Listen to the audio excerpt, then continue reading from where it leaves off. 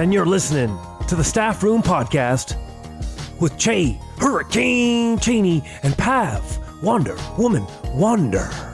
We talk casually, yet poignantly, about the most relevant topics in teaching today. So come and hang out with us. We're always in the mood for a great conversation.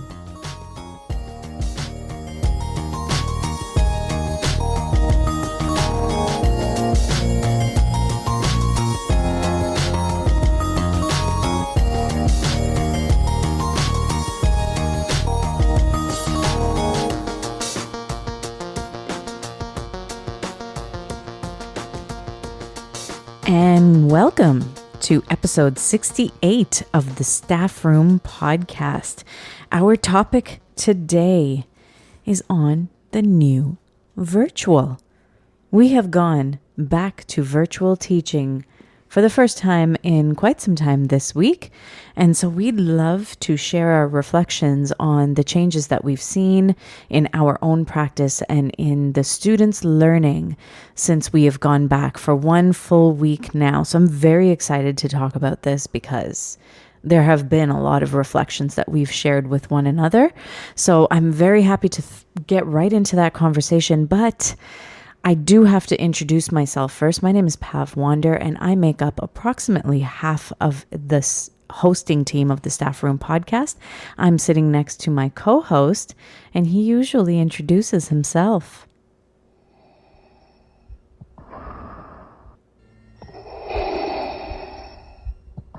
I find your lack of faith in the Staffroom podcast most disturbing.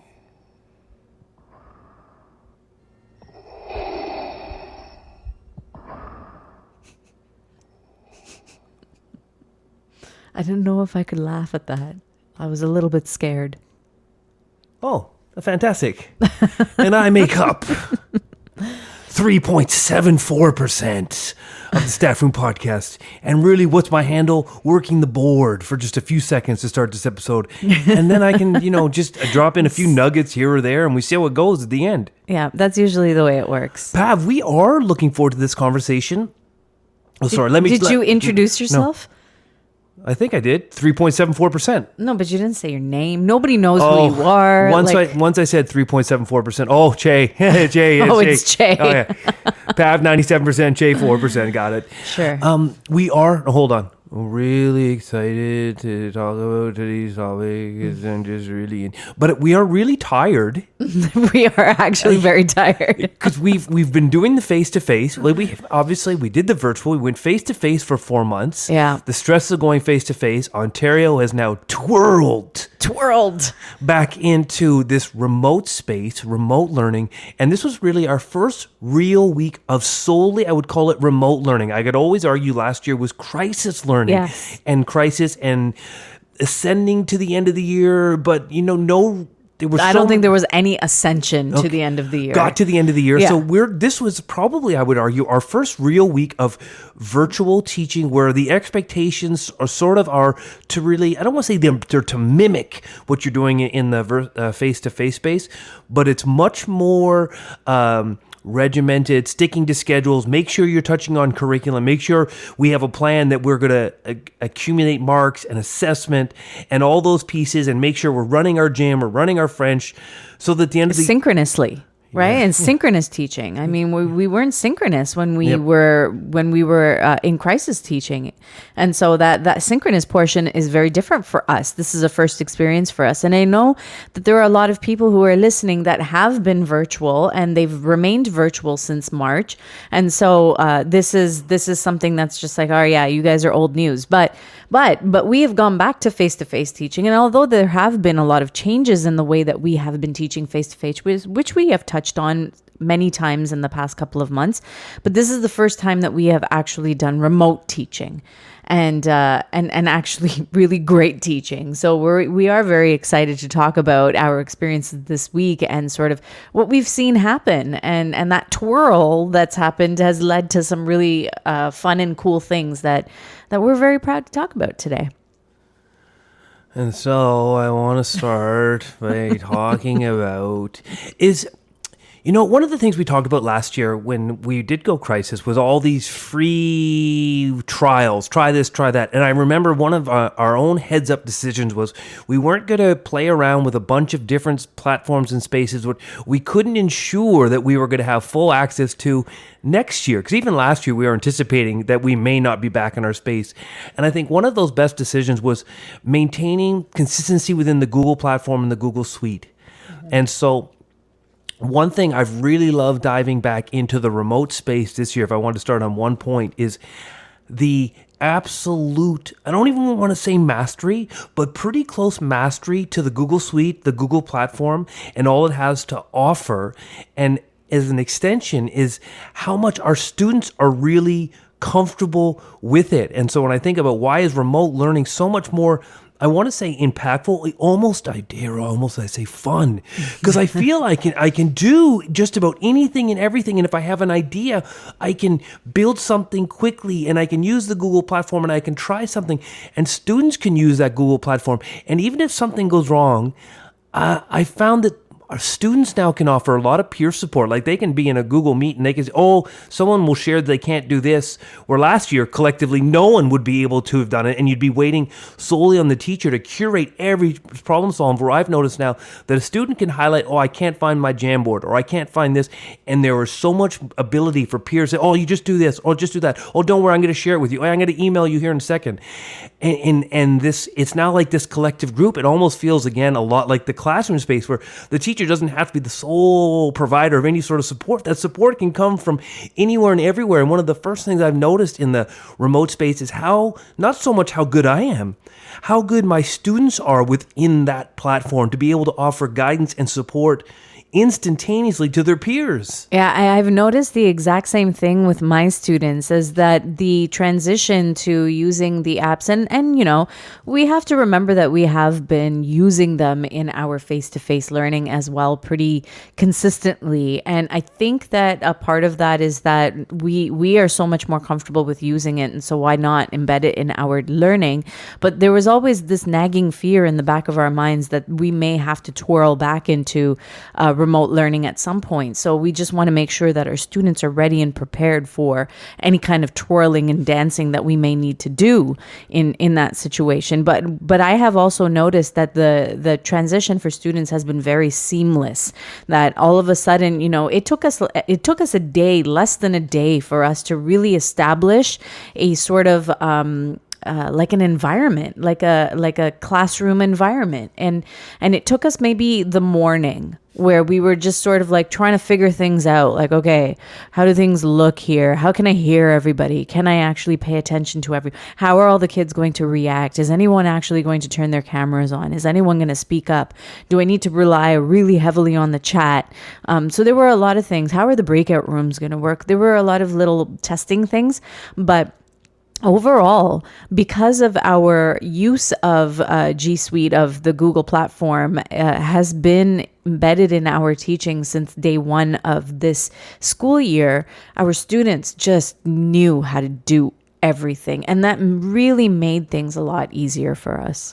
I think back to the inequity, the anti-racist framework, the culturally responsive pedagogy, and the going to virtual or crisis learning last year was like, we got to get everyone a device. But inherently, that didn't really solve anything, because ultimately what it revealed was a handful of inequalities that were already there. We just weren't given a window to see them clearly, that so many people could see it that you couldn't deny it.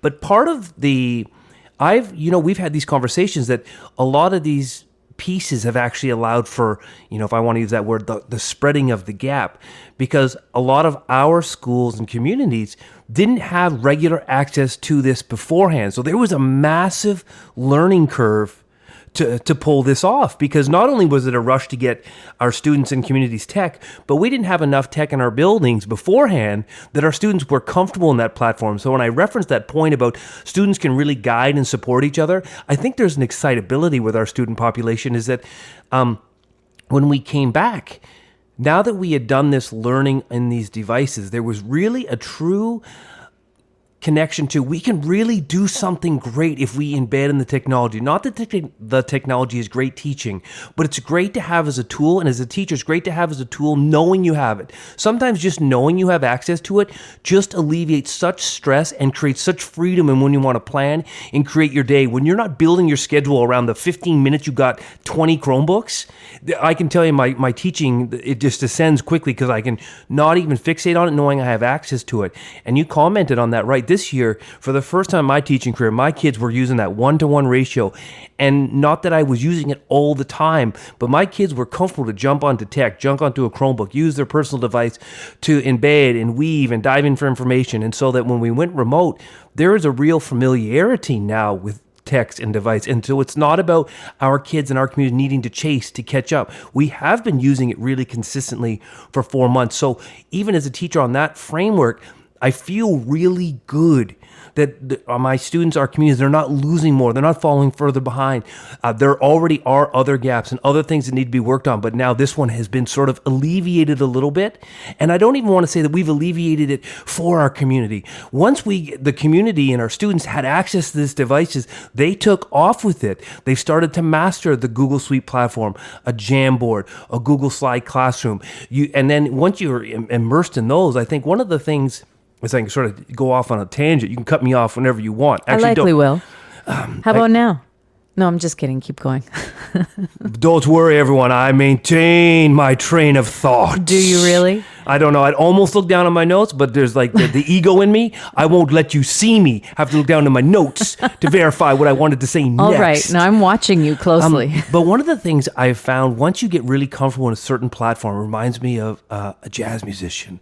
Once I know the notes, I know where I can weave in and out and dance around them and come back to the proper rhythm and etc.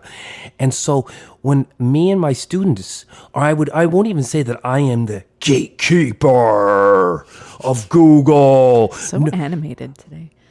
Sorry, continue. I find your lack of faith disturbing.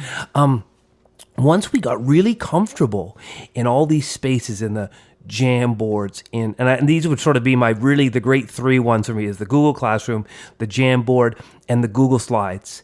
And once my students became very comfortable with those, they started to be able to dive into other platforms, other programs, other devices to bring stuff in, to be really great content and virtual creators. So they could use an app like Snapseed for photography. They could use an app like Over to create. They could use Canva that I'm just starting to get to dive into.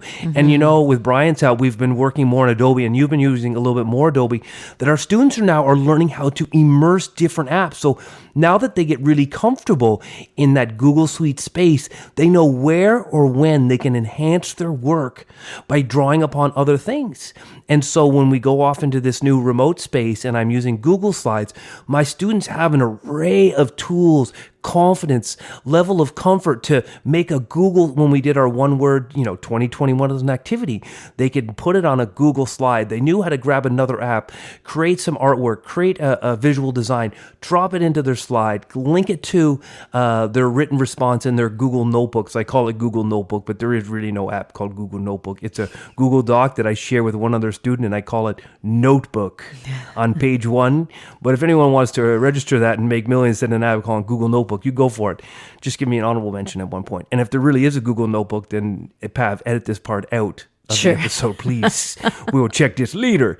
And so I found one of the really sort of fun things going remotely is my students' ability to weave magic that they don't get. Sort of like, if I think of when we were teaching in September, a Google slide, me and my students, we were immersed with the three main things we could do with a Google slide comfortably. But we've grown and grown and grown and grown. So when we move to this remote, it is tiring, but it's been really fun and exciting. This is almost like this, now that I've tested, now I've given the don't try to derail me. I've given the keys to the kids to the car, and although they're too young, they're still driving this Google and just creating great things. You pass the keys to me once in a while, too. Sorry, this was my return to interludes. He didn't take a single breath during that entire speech, guys. Sorry, Pav, I get a little excited. I know that. so yes, you touched on something just right at the end there that was pretty important, and I agree. Don't look at me like I that. touched on a nerve is what I was touching on. No. Kids, don't worry. Pav does have to look back at her notebook right now. You mentioned a couple of things, and one of those was the weaving in of all of the different things that we've learned how to do, and this is really important for my students as well, because this was something that I noticed that just they didn't have a lot of knowledge of all of the different resources that are available to them to create. And so yes, we have been using a lot of slides. We've been using a lot of the Google apps for sure. Jamboard is one that we've been using more so lately, and we've really enjoyed using that just because it offers a little bit more functionality than it did a couple of months ago, and so that's really helped us in so many different ways. It acts as a really great check-in tool, and we've been doing in our classroom, our face-to-face classroom, the same kind of check-in, but physically. Like, we've been using actual sticky notes and chart paper and whiteboards to put our notes on and all of that, but having that option available to us in a very easy and simple platform in the form of a Jamboard has been really helpful. And the fact that we've become a lot more comfortable with dropping in a different background and using that in so many different ways, just to do quick check-ins with our students, just to see what they are doing, see what they are learning, seeing what they are understanding. It has been really, really key in us being able to assess what they are understanding of our teaching. And you sort of think, I don't have that reaction from my students. Many of my students choose to keep their cameras off, and that's fine. But what that limits is the ability for me to look at their faces and say, you get this, or no, you don't get this, or are you even sitting at the camera or at the computer? I don't even know. I'm not sure. But I have to trust that what I'm doing here is keeping your attention enough for you to continue in this space and continue learning with us. And so those are some of the things that we have been doing. I have been seeing a little bit, even in a week, I have seen my students using some of the apps that we've learned how to use apart from the regular ones like the notebook and the slides and stuff like that. And they're throwing in creations from Adobe Spark. And we have been using Adobe Spark a little bit more so. I actually did get the educator account for Canva, but I found that my students just Adobe Spark was a little bit more on the simpler side for them. And so it was easier for them to manipulate. So it was just for them a little bit more user friendly. So they chose, actually, I didn't choose anything. They chose to use that a little bit more so, but they're dropping those creations in a little bit more so. And that makes things a lot better. What you did mention at the end that I did want to touch on was the fact that we are on a little bit more than we used to. And that is because, and I'm sure this comes with a level of comfort as well. And I mentioned this to you earlier, Chey, that there's no real like easy fallbacks when you're in your face-to-face classroom, and it's like you sense that your students need something different.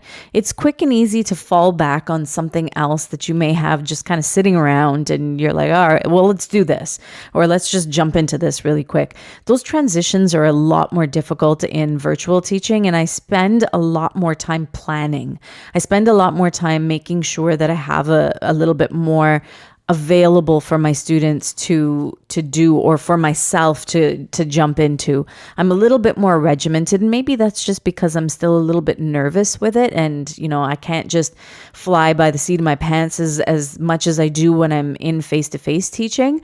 I can get a sense of my students. Oh, you guys need a little bit of time outside, so let's all just kind of drop what we're doing and head out for some wellness, like a walk or something. These are things that I don't really get a sense of, and so I can't really do that, and I don't sense a lot of frustration. Like the students are always in the meeting, whether or not they're actually sitting in front of the camera or not. So those are some of the challenges that I find, and I do feel like I need to be on a little bit more. I don't get a lot of that downtime as much, and so it's a little bit more challenging on that front. Couple things. A couple things. Uh-oh. Yeah, and great things. Like was you're telling your stories, like I drift because I start to make connections. So when I thought about you saying that idea, like when I can sense and I can feel my class, I can go outside quickly for a 20-minute walk, or I can see how stuff is landing. And I tied into the thing because I did gym today. Yes. And I went outside and I did a workout. And I could have just, shared the screen. But I wanted to demo the workout, so I put the two computers, one on me, and I put the other computer on the side so I could watch the workout and I could do the workout. And let me tell you, everyone that's, listening in Texas, it's not warm in Ontario to be working outside. It was very cold. It was -10. I was like, kids, I would do a little warm up, but Mr. Cheney's really cold, so we're going to get right into this workout routine. And it was a great workout. And of course, at 13, 14, 15, again, I'm not a big fan of even suggesting you need to put on the screen. Nope. When it comes time to, doing that mandatory attendance, I like text your friends that aren't here and come on, log in real quick. I'll get you in there. But back to the gym. We did the workout. I did the debrief, and there was a few comments on the chat on the side. But then when you talk about our kids' level of comfort, we had a little bit of a debrief. We had a great workout outside. I quickly made a jam board and shared one half with one group, one with another group, one with another group. I quickly made 3 with a jam board. And you talked about the power of that jam board. Being able to add the background it really does bring the jam board to life, because you and I are making slides to go on the back of our jam boards like every 3 minutes, and we're sharing it back and forth endlessly. And if you follow us on social media, we're really excited to start sharing some of that out there, because there's one thing in this new remote virtual space, and now that so many of us are there seems to me to be such an easy way to share resources teacher to teacher. I had that note. We'll talk about that. I looked over on your page and, that's gold right there. I see you've got that surrounded in diamonds. I'll use that early on in the episode and you will be panicked. Is that in so many different Facebook groups, we've been sharing the resources. We know the Capitol Hill issue was a big issue, and we were able to turn around something quickly and use it into a Google Jamboard and a slide, and then share it quickly as I go off on this tangent. But I bring this back because after the gym class, I hadn't really planned it.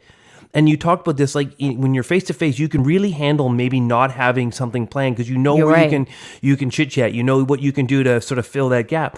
I quickly made a Jamboard for 3 people, 3 different backgrounds, put it in, sent it out to their groups, and said, "Give me some feedback on this on this activity.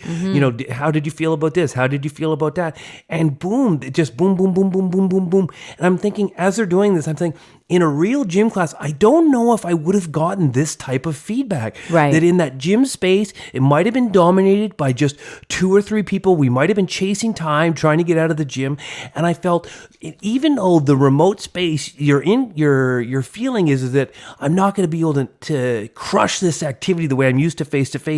The activity was great. Quickly using the Jamboard, students being so comfortable to dive back in to offer such rich and authentic feedback, going in and making groups. Where last year it would have been like a Jamboard for the class. Yeah. But it's just the smoothness, and they're smooth. It's like, it's not like, "I can't find a Jamboard, Mr. Cheney."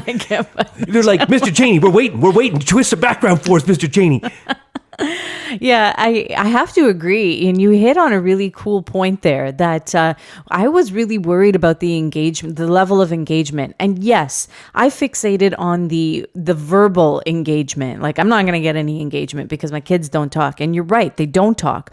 But where I have seen tons of engagement, which I didn't see in my face-to-face classroom, was the sharing of their ideas. It's almost like they forget that they're still in a room with their classmates. And so their classmates still see what they're saying, but the fact that they can't see their classmates makes it a little bit easier for them to share their thoughts.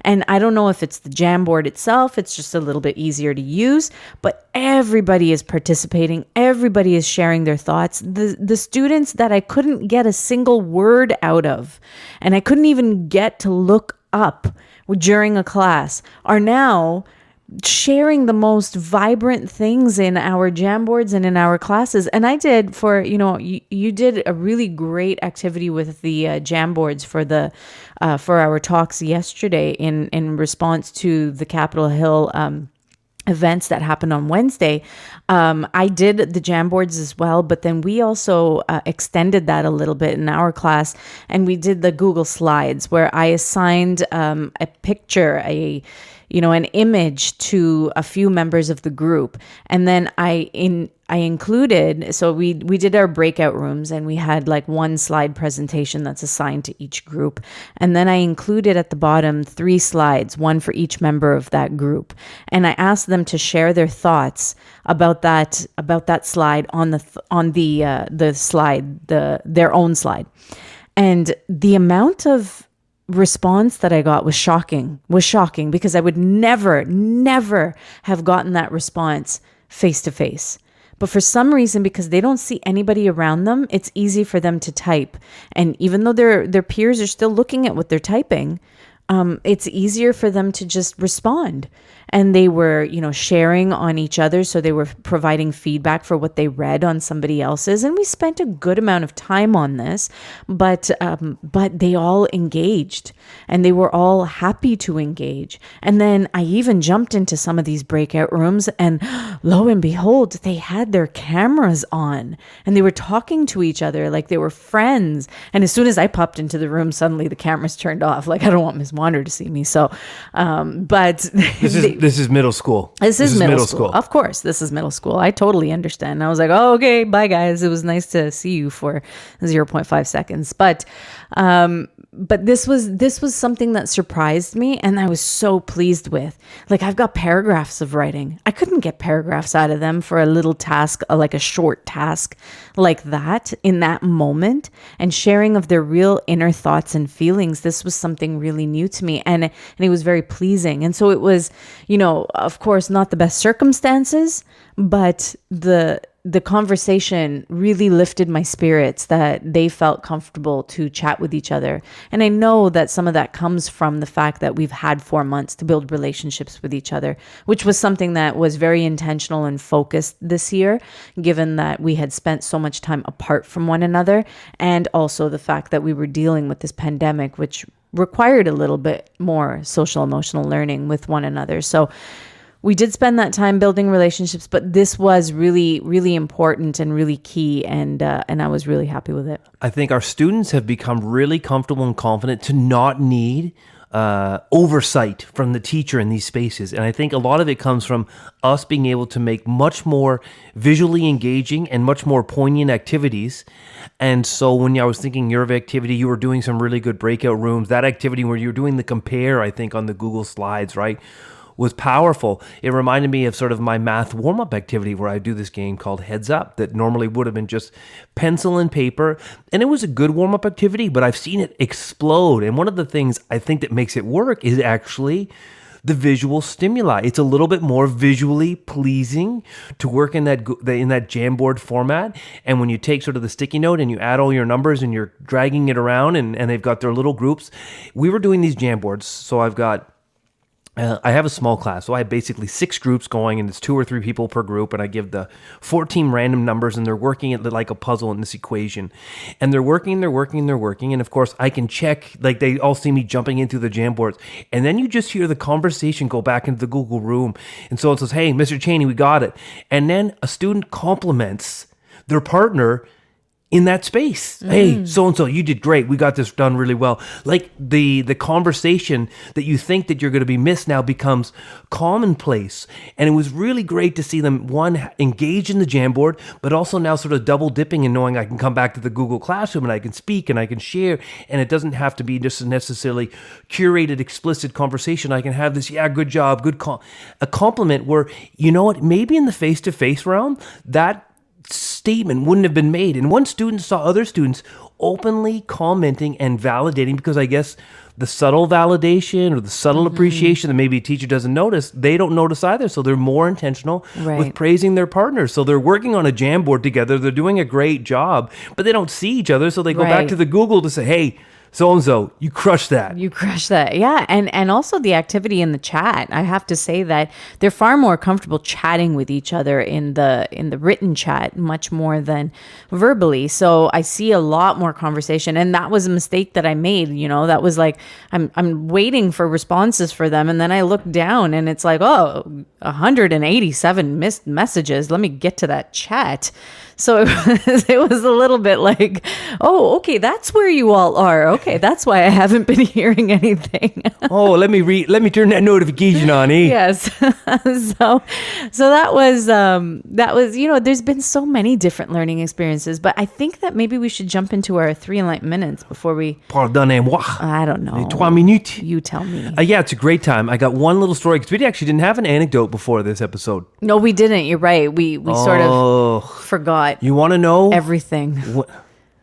What's going on? We come away from break. We do remote elite teaching. We no longer follow our. I think I don't know. I did kind of give an anecdote. We jumped back into virtual teaching this year, this week. That was the anecdote. This is what we're going to talk about. I've got a story right now before our 3 enlightened minutes guest comes in. For me to finally, I felt comfortable that the remote space was working when a hand came up in the Google chat. Oh, I'm ready. I got this. Bring the question. So-and-so, please ask your question. Mr. Cheney, yes. Is it all right if I go to the washroom? Yes. What? I've had that question. Can I go to the washroom? Your screen's off. You could have made coffee or something. I wouldn't even notice. But I appreciate greatly you coming onto the road to ask me if you could take a break. I had that happen a couple of times this week, and I actually I unmuted my mic and I said, "Hey guys, I just want to tell you that I won't know if you go to the bathroom or not. And this is like, go whenever you need to go. You're in your home. You don't have to ask me to go to the washroom." So that was very cute. And I thought that was adorable. Because rest assured, when you're asking me math questions, I'm in the kitchen making coffee, eating toast. That's right. I'm only joking. I do not need the union calling me on this. Oh, we've caught him. We've caught him red-handed. It's just a podcast. I'm exaggerating the facts for anecdotal pleasure.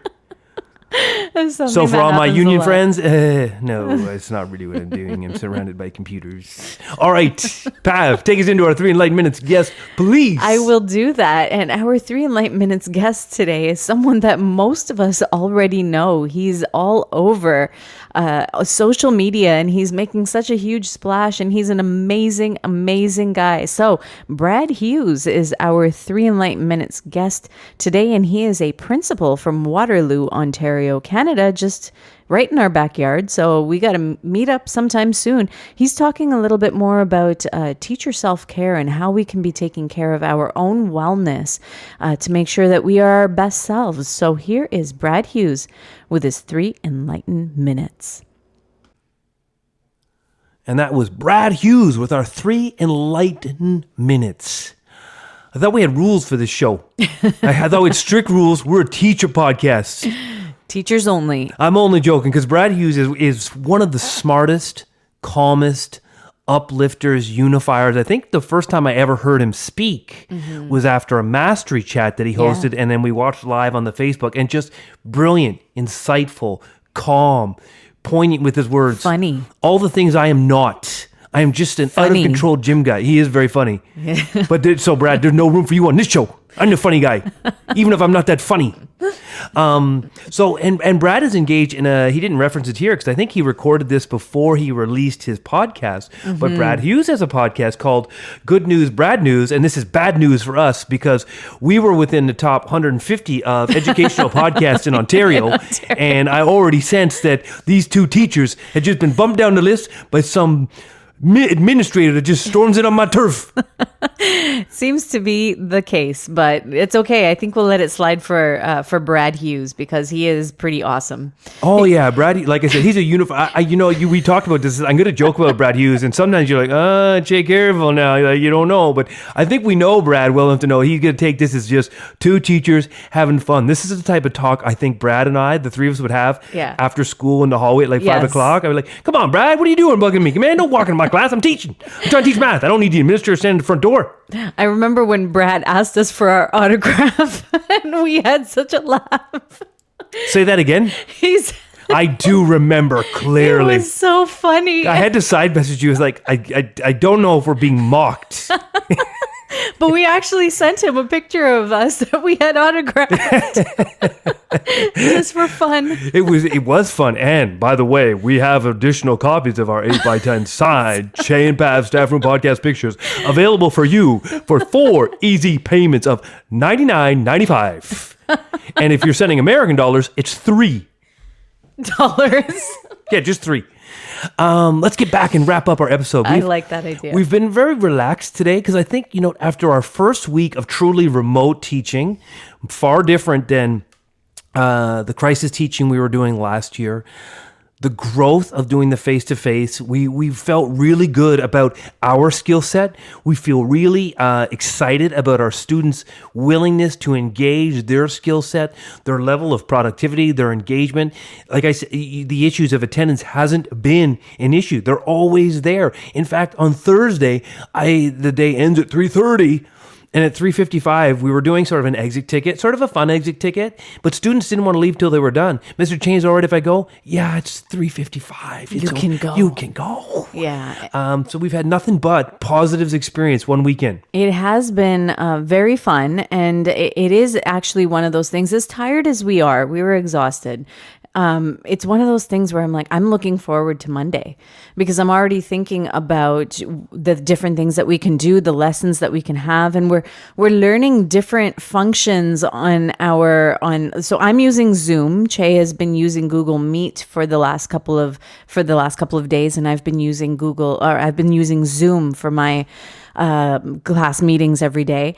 And I've learned how to do some really cool things. Like I've never toyed around with the whiteboard on Zoom or the AirPlay. And so, today for the very first time, I actually I connected my iPhone to my MacBook, and I was able to take my students on a little tour of some of the exercise equipment that we may need, or some of the things that you could use for exercise equipment for our gym class. And so it was really nice because I turned on the camera, and then the students are like, "Hey, Miss Wander, what's that in the corner that I can see?" And so I just kind of shifted my camera over there, and they're like, "Oh, cool, that is fun." And so they're like, "Miss Wander, can we have a tour of your house?" I was like, "Yeah, maybe on Monday." Hard pass. Maybe after I clean it, sure, but it's been a long week. So Kids, it's Friday. It's Friday. it's The house Friday. is not in any condition. There's laundry everywhere. I like that when you talked about that, because we've been talking about that and I've been reading up on it, which of course Yeah. I would love to state that I've done it like I'm an expert. But I've just been reading on it and I'm ready to give that a shot. And it reminds me of once you get really comfortable with that platform that you choose, you're able to bring in other components. And so I'm really excited to use my iPad to sort of draw out lessons. Right, as a document camera. As a document Yeah. camera onto the Zoom embedded in the Google Classroom. Yeah. And that's, that's how I've been teaching math in the classroom anyway. I teach in the gym. So I don't have like a whiteboard that's easy enough for everybody to be able to see, the lesson that I'm teaching or working through math problems or something. But this is something that's super easy using a document camera. And this is what I've been using in my class. And this is what they're used to. So I'm excited and I'm happy that I can continue that. And that's something that makes my students feel very comfortable as well. And I think that if we're all comfortable, then they're willing to go that extra mile or try something new because there's a foundation for us to base our learning off of. And that really helps us. And I'm really happy about that. And I'm excited for Monday, and I'm excited to try new things and work off of this because back in March, I was not comfortable. I think I am very comfortable this time, and I'm really excited to go a little bit further with this. The only thing that I'm lacking is exercise. So what I need next is a standing desk. I think that's what I need because I'm doing a lot of sitting and I'm not used to that because I'm usually walking around I'm never sitting in my classroom. And so that's a big change for me. So my legs are often getting stiff. My back is hurting. So that's kind of something that needs to change a little bit. Your back is always hurting because you got to take the load to run this Staffroom podcast and everything else we're doing. Oh, boy. I think this is almost a good segue to do a little bit of a swag bag. I think that's a good Because idea. when you were talking about that Zoom and all of a sudden I can instantaneously use my phone as a whiteboard screen that's shared with instantly, we were joking that when I go back to class, I'm going to set up a Zoom for the pure simplicity rather than even setting up my computer with the document camera and loading myself up and writing the right lines. I can now just pair my phone to my Zoom and I can walk around the room and I can do my notes on my... It's almost even better when I think about how I can take this learning and put it back into the face-to-face. That's right. Fix up my document camera and sit on a little tiny desk. I'll just put a Zoom up on the board attached to my phone, and I'm going to run my activity from my phone as I move around the space. Swag bag time? Yeah, I love that idea. Let's get Let's into see if the I push swag the bag. right button here. Well, I've been pushing buttons all day. Like Brad's already sent me 3 nasty messages and he hasn't even listened yet. So we got that cranked up. So I think our swag bag here, we had a couple of great ideas. I think one of those ideas was, I think key is that getting back is that the 1-to-1 ratio is crucial because our students are so vibrant in these spaces. How could we ever take them away from just the access to it and the knowledge they have access to it? We've all invested so much time to better our skill set, to tap into great platforms. How can we not have this? And so my swag bag is when we get back into our schools, if I'm thinking, what am I going to advocate for? What am I going to amplify? I'm going to be pushing for this 1-to-1 ratio. Not because I need students sitting on computers all the time, but I need to know that our students and ourselves have access to this all the time. So that was one swag bag. Yep.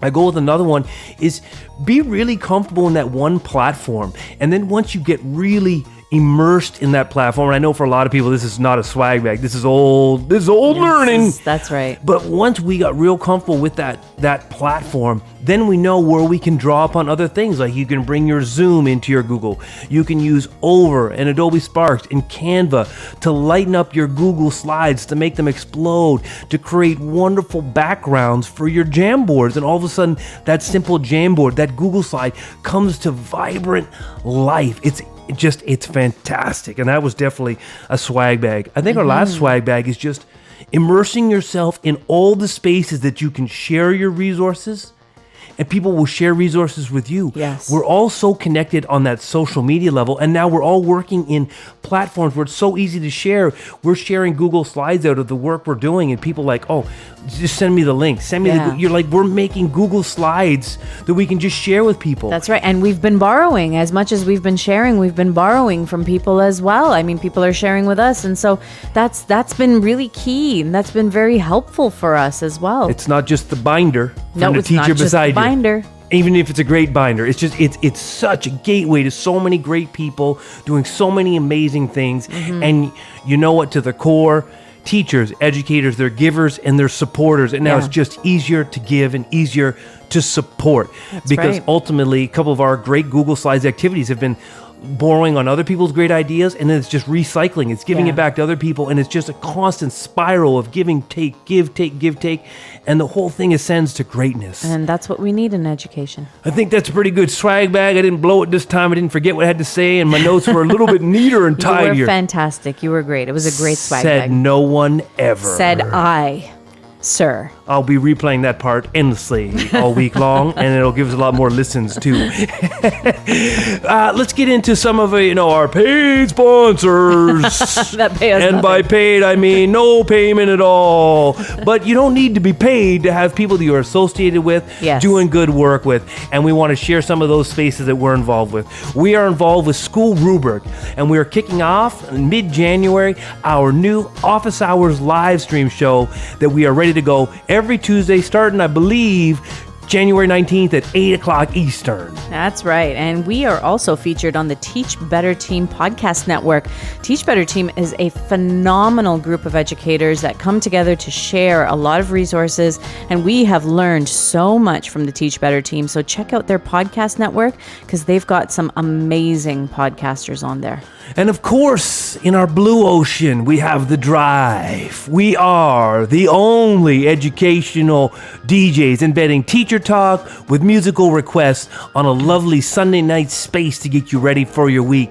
And that's live on The Drive on Voicehead Radios at 8:30 Eastern Time.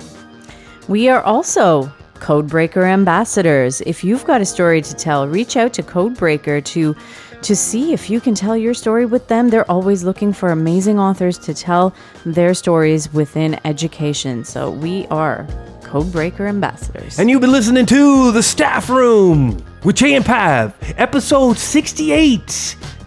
The new virtual. I'm glad you had the title because I didn't. Everyone, take care, and we'll see you in the hallway or in the staff room.